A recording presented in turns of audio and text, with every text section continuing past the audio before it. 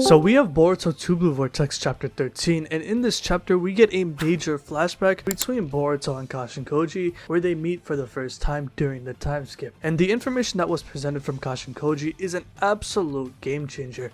I gotta say, for this chapter, this is easily one of the best chapters in TBV in terms of information and lore that was presented, as we discover Kashin Koji's shinjutsu ability of prescience, which is the ability to see multiple future realities at once. In these different timelines that Koji was able to witness, we see realities of Isshiki winning and giving Kawaki the karma seal again, Kawaki killing Boruto and Sarada, and finally Code feeding Kawaki to Tensei's, which will destroy the planet, killing everyone there. Kashin Koji as a character has been a mystery so far up to this point in the series, as even though we know he is a clone of Jiraiya and was created by Amado to take down Jigen, we really weren't given a reason on what and how Koji's motives were after he escaped from Isshiki after he got bodied by him. According to Amado in part 1, Koji's motives and purpose of his creation was to take down Jigen in order to lure out Isshiki, and once this was accomplished, the idea of Kashin Koji was no longer, where Amado assumed that Koji would die at the point since he already achieved his mission. Right before he was going to die, however,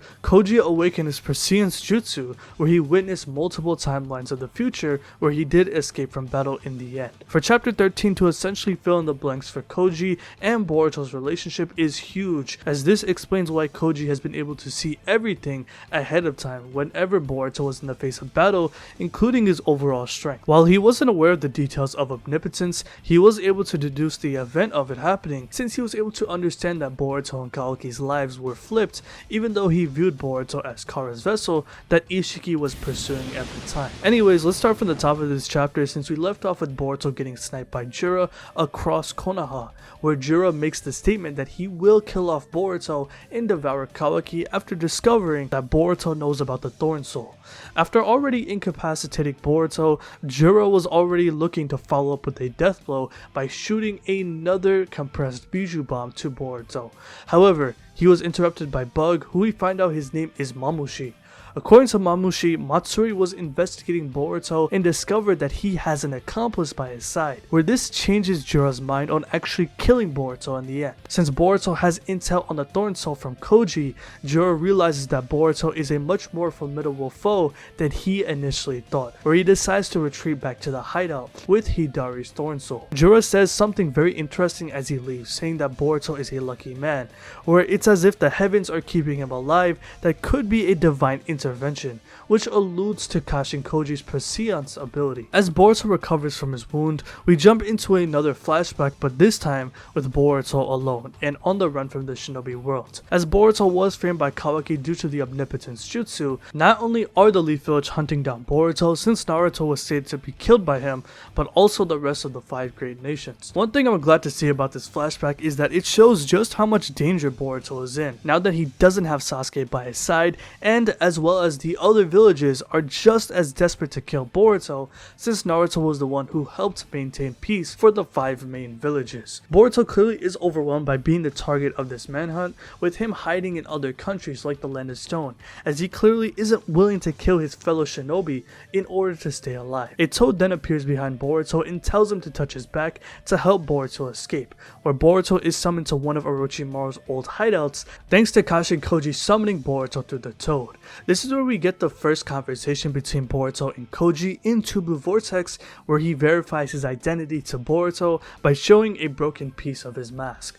Koji asks Boruto if he has been Boruto Uzumaki this whole time, as he seems to understand the concept of omnipotence despite never hearing the jutsu before.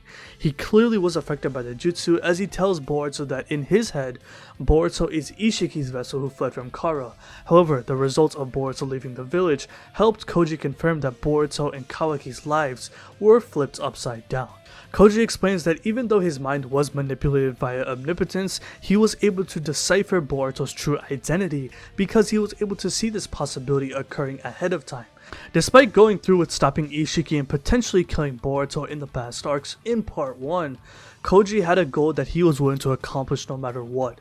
As mentioned before, Koji's entire purpose of his creation from Amado was to defeat Isshiki and stop his plan of harvesting a chakra fruit which would destroy the entire world. And even though he was not strong enough to fight Isshiki at all, Koji's mission was fulfilled, as he was able to drag Isshiki out of Jigen's body, where Isshiki would eventually die due to his limited life force. There was no other purpose for Koji to continue to live, as he already achieved his goal, as he knew that Naruto would finish the job. However, this is where he awakened his prescience jutsu, where he was able to view glimpses of future realities.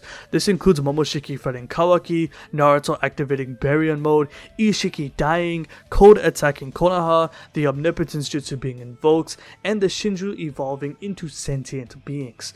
I have to say, reading this panel for the first time was awesome, as Ikimoto did an incredible job conveying Kashin Koji's perspective of seeing multiple timelines at once, all in a single panel. The Boruto manga art has a pretty simple formula that is used, and while we have gotten some great panels and well drawn pages, I have to admit, this might be one of Ikimoto's most ambitiously drawn panel yet. Anyways, before Isshiki was able to kill off Koji, Koji saw all of these future realities at once, and realized quickly that killing Isshiki wasn't going to be the end all be all. In the end, the Ten Tails proved to be a much bigger threat, as Jura will arise, where Koji understood that he just couldn't die there even after accomplishing his mission, since there was much more stuff for him to do in order to save the world. Kashin Koji's prescience ability was found through Shibai's cells, as Shibai contained all of the shinjutsu within his body. Each of the inner members of Kara were given Shibai's DNA in hope of manifesting one of his shinjutsu techniques. However, awakening these abilities would be a matter of luck,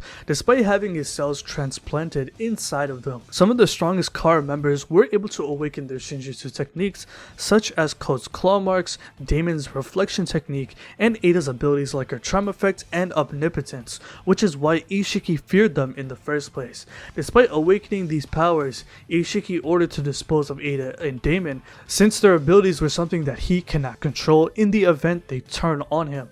Code, on the other hand, was an Otsutsuki worshipper who loved Isshiki, who was also willing to have his powers nerfed by having limiters installed in order to stay around Isshiki during the time being. The other Kara members like Boro, Delta, and Koji also had Shibai cells transplanted inside of their bodies. However, they never awakened their shinjutsu techniques, but for Kashin Koji, he was able to awaken his prescience ability when he was about to die from Ishiki's hands. With him having the ability to see all possible futures, the current timeline they are in isn't a simple one straight path, but rather different possibilities that can occur depending on the outcome of the events that do happen.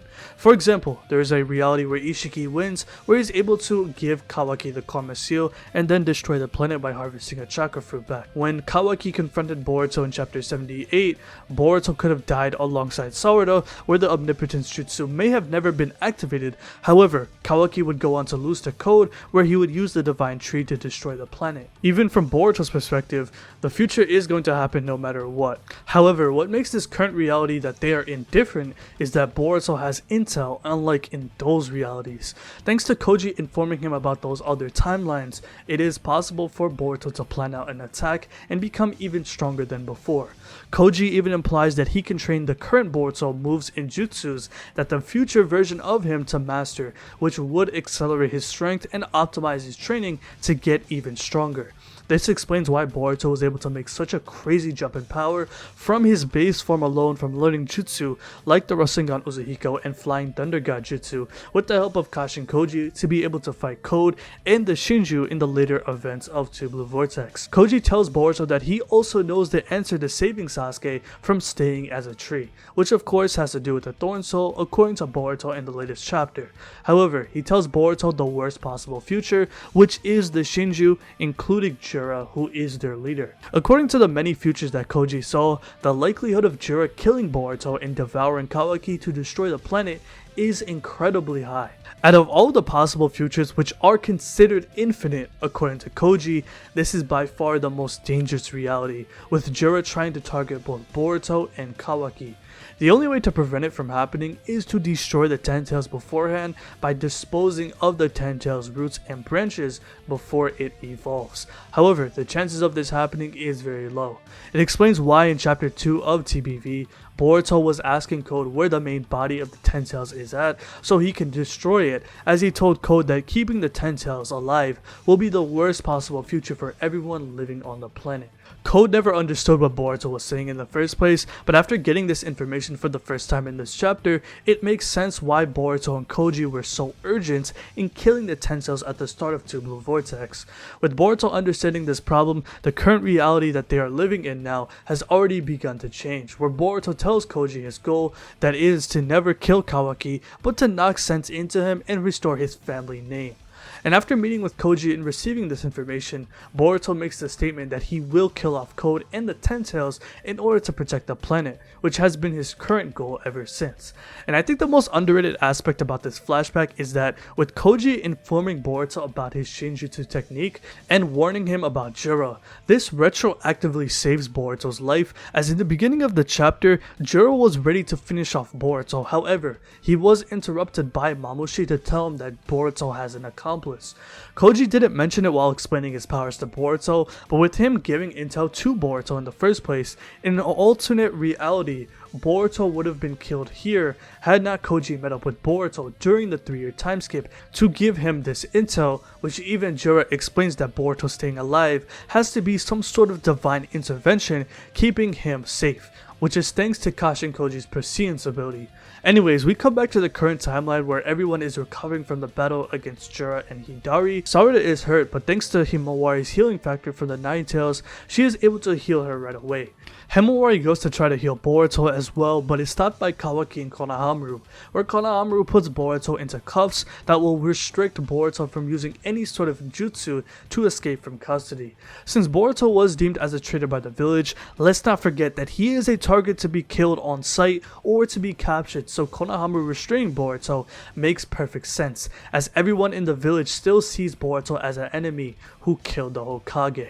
At the end of the chapter, Jura places Hidari's Thorn Soul on a black cube, where the Ten Tails roots converged amongst the Thorn Soul, where Hidari was revived once again. Hidari seems to be able to grasp his bearings and has the ability to identify his own identity according to Jura, where Matsuri informs him that it's time to see the emergence of a brand new Thorn Soul. From what we know of the Thorn Soul right now, it seems to be a life orb that contains the soul of the Shinju, which has the ability to birth and revive these characters whenever it comes into contact with the God Tree. The God Tree seems to be able to grow these Thorn Souls like apples on a tree and then evolve into a sentient Shinju, being once all of the roots come into contact with it, to make a newborn Shinju, meaning that there is going to be another enemy that will be introduced next chapter.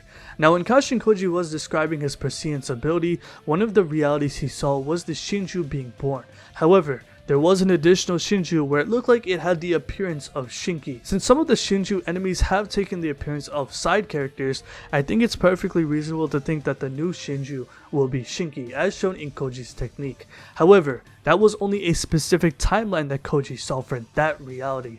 Let's not forget, Koji mentioned that there are infinite possible futures, meaning that this could just be a reality that could have never occurred, since the current timeline Boruto is in has been altered thanks to Koji providing Boruto intel, which in turn saved his life.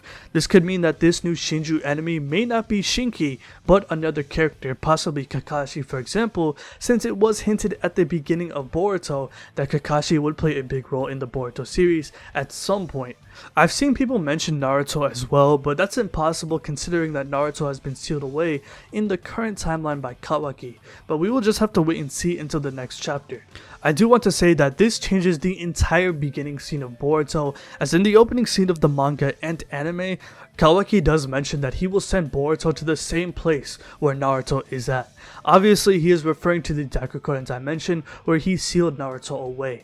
However, Kawaki in part 1 made the declaration that he will kill all of the Otsutsuki starting with Boruto first. He even vowed to end Boruto's life since Momoshiki was a threat to Naruto. However, this will eventually change to where Kawaki will want to seal Boruto away to where Naruto is at, where Boruto even admits at the time that this is the only possible outcome, meaning that this is a reality that will happen for sure, which shows the Leaf Village being destroyed.